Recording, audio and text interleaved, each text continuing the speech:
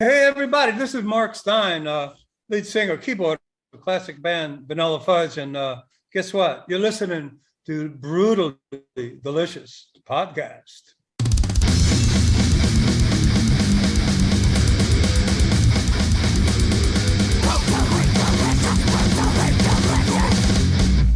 Making the effort to come back, it's awesome. We were really looking forward to the interview because the track is great. And the video is extremely powerful. Which track are you talking about?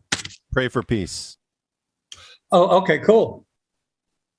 So anyway, Super I'll get powerful. started. Yeah, I'll get started because I have really bad internet and I'll let them take over. Thank you for joining us. I'm Bruce. My partner is Chris and Rena. And Chris, if you want to jump in, go ahead. Well, I kind of understand why you did Pray for Peace. Like, I get it. But what drove you to really try and work with charity organizations and do that kind of thing? And was that a difficult situation to kind of navigate? No, it wasn't difficult at all. I mean, I wrote Let's Pray for Peace a number of years ago, during multiple terrorist attacks around the world. Yeah. And, I didn't write it specifically for the Ukrainian cause, but I had it, in my catalog. And the first time I actually played it live was at the Sweden Rock Festival. Okay. And we were a little apprehensive about doing the song because it was a heavy metal, heavy rock festival, and ballads like that kind of a message. But you know what? It was during the time that Paris was being attacked by terrorism and threats to Belgium, Scandinavia. So, we decided to do it. So I did dedicate it to the people of Paris and Belgium and everybody in Europe and around the world. And we're going to do something a little different right now. We hope you like it. And it went over great. And from then on, I've been performing Let's Pray for Peace around the world in concerts with Vanilla Fudge and my own band. And, in the Ukrainian, when this war started, we thought, because this song is always relevant. Yeah. And the record company thought it'd be a good idea to put this video together, which correlates with the Ukrainian cause. So I thought they did a great job integrating everything. And we put the video out, and at the bottom of the page, there's a link where anybody can, first of all the proceeds from it is going to UNICEF, for the Ukrainian children and their families. So if you go to the bottom of the page, you'll see a link where you can access it. And, if you feel like there's something you want to do, you should do it because they need the funds as much as possible right now. So that's how it all happened. Great. Cool. What was it like performing it at Swedish Rock Festival? Like you say, that's like a heavy metal festival. When you played it there, were you kind of apprehensive at first, and did you kind of win the audience? I was. Well? It's like I mentioned, I was apprehensive. And we decided to do it with just keyboards, a little acoustic guitar and bass. Very simple song and a simple message. It's just big piano and strings, and Pete Bremy and Vinnie Martell came in with the really nice harmonies from the Fudge, and I think I was a little apprehensive about it, like I said, but it sounded really cool, and it's like I said, the people really appreciated it, and they got a great response. So a message song like that is always relevant, no matter what. Like in my experience, or Chris, all the metalheads are like, yes, dead corpses in paradise and death and war, and then it's like, oh, a kitty. Right. Oh, puppy. No, but this is, metalheads are actually huge softies, and I would imagine song like this would actually resonate really well. Well, I mean, I remember coming off stage and people were like swarming me and saying, wow, it was a great vocal, what a great song, man. Thank you so much. And, it felt really good because I knew it was the right thing to do at the right time. So yeah, I was prepared to hear anything that they had to say to the contrary, but fortunately it was positive all around. So that was cool. And then I went and sang it in Finland. It was the same thing while we were, over there touring Scandinavia. So it was, it was great. Where in Finland? Oh, I don't know. I don't remember where. It was a really cool venue. Really? I'm So sorry. my country left no impression, huh? Rena's I'm actually Well, I'm finished. don't- I'm I in don't- Finland. I thought I loved it. In fact, when we landed by the I think was it the Baltic Sea or the Black Sea? Is it? Where Finland Baltic is? Sea. Yeah. When we got out of the plane landed from Latvia. We landed, in the Finland, the airport there. We got out, by the ocean. I remember the air smelled so incredible. It was so much oxygen. It was so beautiful. And I said to the guys, wait a minute, let's not get in the cars yet. Let's stand here and breathe this air. And I mean, I don't remember ever breathing in air that was so pure and incredibly beautiful, to be honest. And then when we got to where we were going, it was such a beautiful country and the people were great and warm. But you'll have to forgive me. I just don't remember which town it was. Oh, no worries. It's okay. I'm just- sure you've played a just few listening. shows around the world, just one or two, right? So- Yeah, well, it's up to 4 or 5 now. yeah. Yeah. One every 12 years. Right. So that would add to 60 years. Yeah. They put these guys on. Oh, there he is. Oh, look. Hey. Have you ever had situations like that with other songs where you're kind of apprehensive to play it at a certain venue, but you decided it was the right thing to do? Well, maybe when we were kids, the first time we played "To Keep Me Hanging On" was we thought it was such an innovative approach to the song, and we didn't know how the audience was going to respond. We loved it. We felt very strong about it. We couldn't wait to unleash that, that arrangement on the world back in the late '60s. But when it came out, everybody was like mesmerized because of the dynamics and the drama and the symphonic approach we had to music.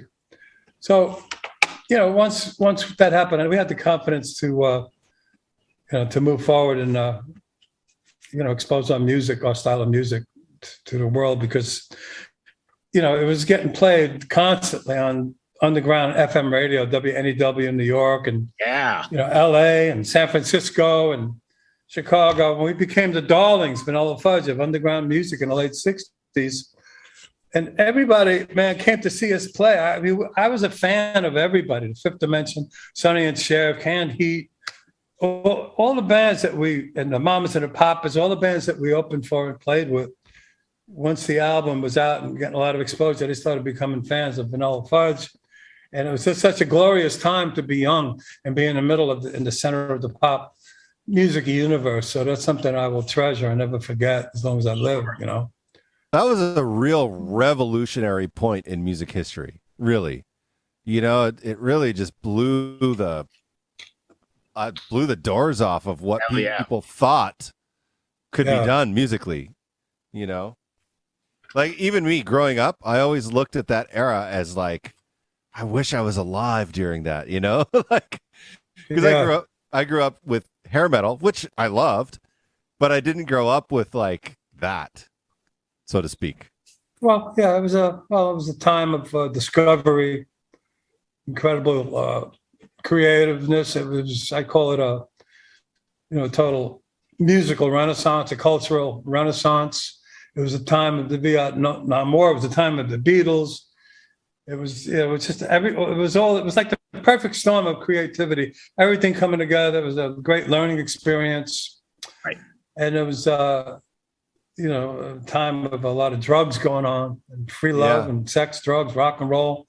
And we lived through it. And we survived it all. Well, I mean, I did. Anyway. I'm here today to talk about it, Yeah. But it was cool. And it's amazing. Here we are. What are we, 55 years later? And Vanilla Fudge is still playing. We're still out on the road doing shows. We got shows coming up. I have a solo album out called There's a Light, which is a collection of social issue songs that I've written, patriotic songs of love. And it's been really well received out there. I'm getting a lot of coverage, getting airplay in like Pittsburgh and Philadelphia. And the album actually, went to #1 on one of the stations based on requests and airplay. Amazing. So a guy that's 75 years old to have something on the charts anywhere I think is pretty cool. Hold you up, know? hold up. Did you say 75? Yeah, I'm 75 years old. and I've Holy been doing fuck! it since You I look was a like kid. you look like you're 40. I look older than you. This is crazy. Oh, well, thank you. Well, I mean, I'm the original singer and keyboardist in Vanilla Fudge. So our first album was 1967. So that's what Wow. That's when I was 55 years born. ago. So Yeah. I was 19 years old when I recorded that song. I was 20 years old when we were out there kicking ass around the world, 20 and 21. So yeah, I've been fortunate that way. You know, I have to admit. Amazing. It's kind of like that movie, The Age of Adeline. You know. Yeah, If when you if look- you know Yeah. the theme about that music, about that movie, where she got struck by a lightning bolt, and she never aged like in half a century. It was like, so I got struck by that same lightning bolt when I was on the road somewhere. Yeah. Yeah. I thought it was LSD, but I guess it wasn't. No, I appreciate that, guys. Something thank you. you have been doing something different than Keith Richards. You know that lightning has not touched him. You Well, absorb all the energy. instead of doing heroin and drinking a lot of alcohol, I did a lot of H2O. Yeah. And I stayed married to the same woman. It's a 50th anniversary coming up July 9th. Congratulations. Patty. Congratulations! I got really kids. I got grandchildren. I've led a really clean life. I've stayed away from alcohol and drugs, and I exercise, and I've been lucky. It's in the genes. My mom was 90, and I remember, God rest her soul, she always looked, everybody in my family just looked a little, on the outside, looked younger. That's beautiful. Than they were. So I've been lucky that way. When you look back on that musical renaissance period, and there was like this peace, free love, all that stuff. How do you think that movement has affected society, like even now? That's a good question. Back in those days, it was also new and risk-free, should I say? Yeah. Talk about love and, the diseases weren't prevalent at that time, things like AIDS and a lot of the horrible stuff that, that hit the public. How does it affect it now? Yeah. Well, I don't know how it affects it now. I guess people in the now generation, if they want to look back in retrospect about how rock and roll evolved, they could read my book or any books on the evolution of rock and roll. See how things were done. The level of how kids were brought up in those days. There was no technology. It's like my grandson. I tell him there wasn't anything like computers or smartphones or anything. Well, he says, I would have died. I said, you don't get it. Because him, like most kids are really technology wizards. I said, well, we just played tag outside. We played stickball. We played baseball at the park. I went to school in the winters. I had to get up early and walk all the way up the block and take buses to school. And Right. We went to community centers, and there was dances. And it was this discovery of rock and roll, this new energy force, that came out among, the youth. It was an age of innocence, I believe. I mean, it wasn't like today's incredible runaway inflationary times. Gas was 29 cents a gallon. I used to put $2 in the gas tank. I'd be good for the weekend, So it was amazing. I have a question for you. I was reading the bio and listening to your, to the new songs and the new There's a Light. The bio says it's a remarkable story of what America was, has become, and may or may not face in the future. Where do you think we're headed? Chris and I and Rena were just talking a little bit ago. Where does this go? What do you think the future is here? Well, if I had a crystal ball, I'd rub it and I'd tell you like in a minute's time. But I don't know where it's going to go. But right now, politically and I think morally and in so many ways, we're in an incredible divide. You got the left, you got the right, you got what's the horrible things that are going on with automatic weapons. This thing in Uvalde, Texas, which is an unspeakable, horrible deed the son of a bitch from the devil did. Yeah. And it's been happening It's been happening for over a decade. Nothing seems to be done about it. I don't know why automatic weapons aren't just banned completely, like heroin or something, I mean, I think it's great to get a pistol for home protection. If you want to go hunting, if you're into it, you have a 35 caliber deer rifle. But what are you going to go hunting with a machine gun? I mean, why do we need that?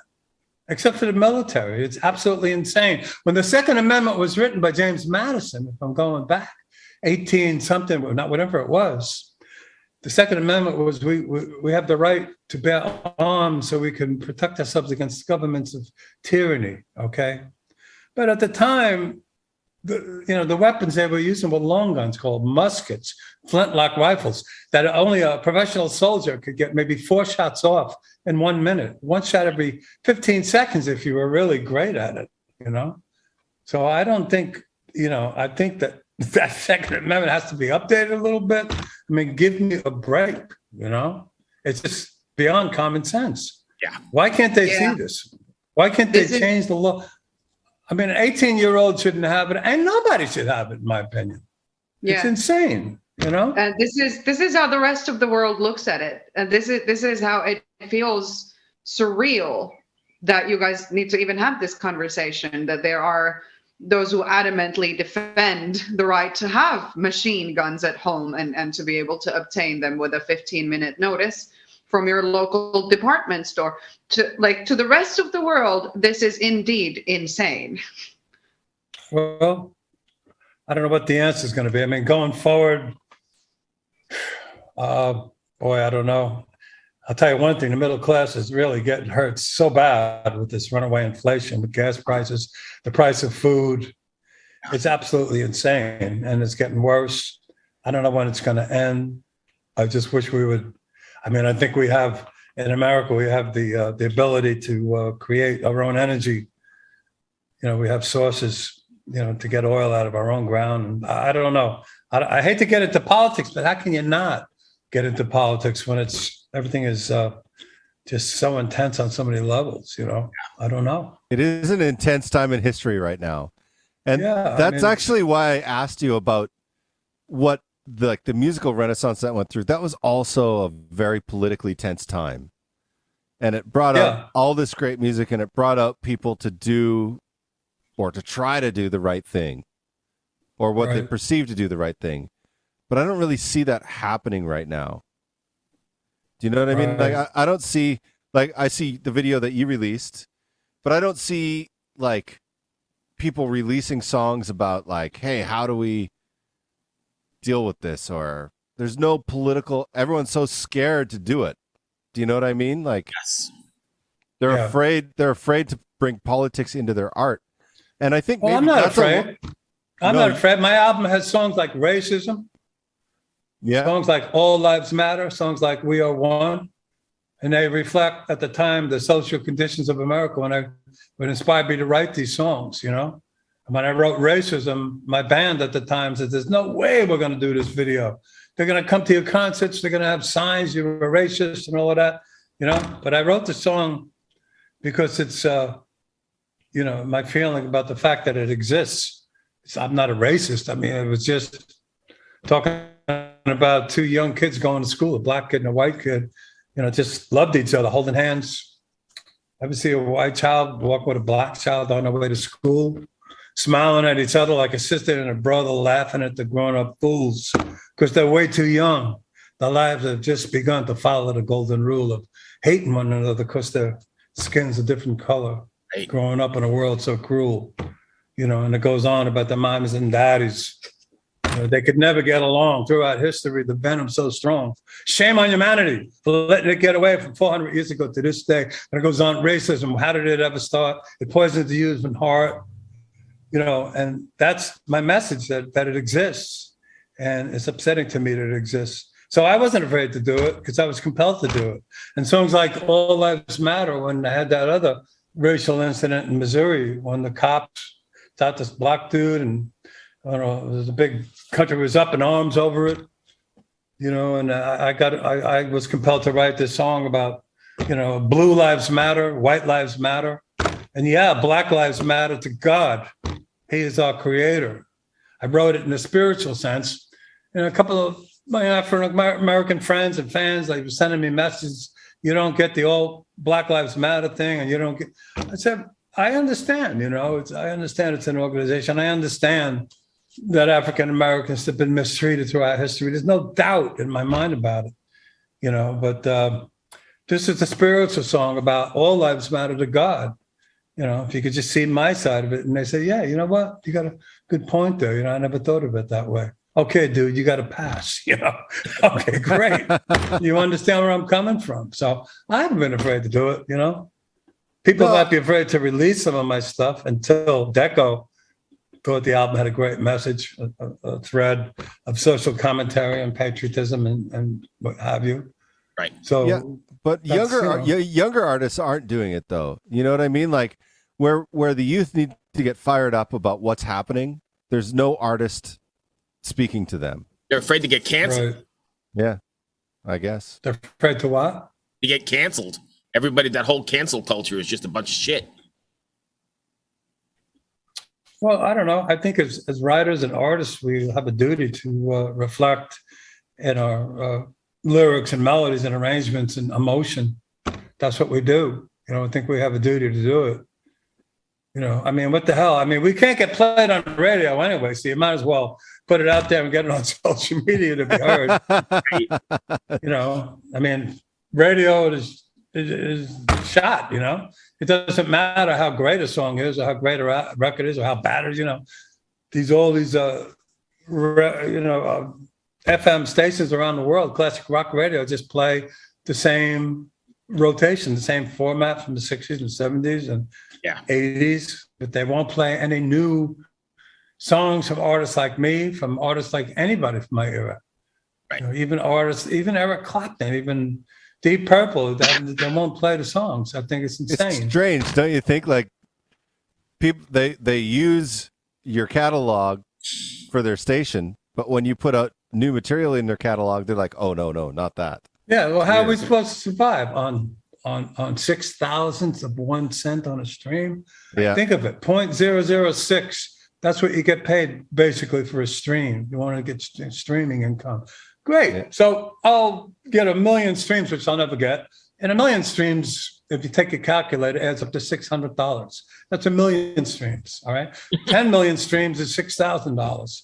So how the hell are we supposed to make an income? The only way we do it is through touring, doing live shows and selling merchandise. Yep. But in terms of making records from any songs you've written, or unless you're Adele or Jay-Z or, from that era, but cats like us, we have a really, that's why a lot of us stop being creative, Yeah.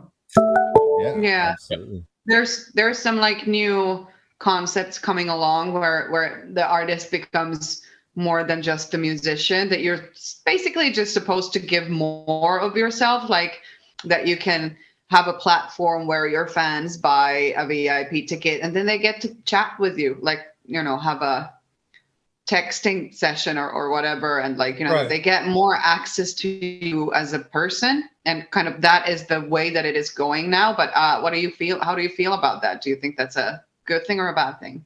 The fact that what now? Could you repeat the last part of that? I'm sorry.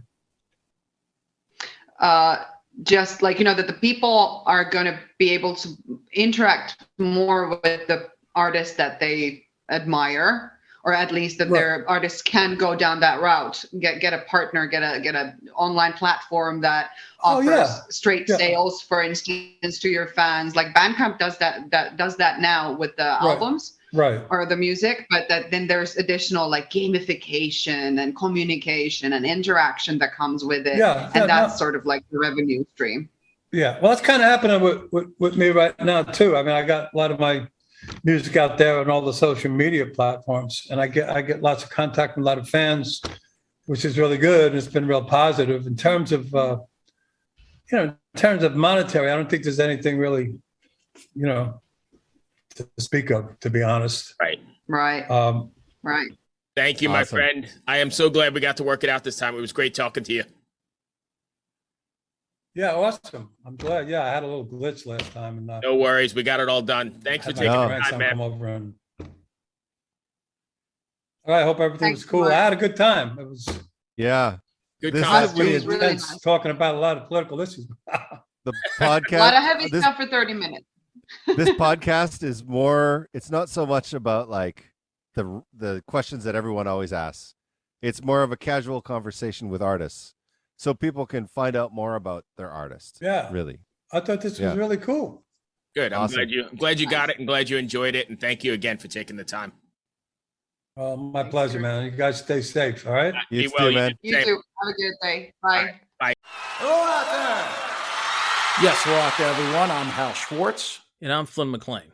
Together we host None But the Brave, a podcast dedicated to the music and career of Bruce Springsteen. Bruce and E Street Band are on tour right now for the first time in 6 years, and we're taking a detailed look at what's happening on stage in our bi-weekly episodes. We've also been recently joined by some very exciting guests, including rock journalist Warren Zanes and Stephen Hayden, Backstreet's Magazine founder Charles Cross, and Barstool's Kirk Minahan.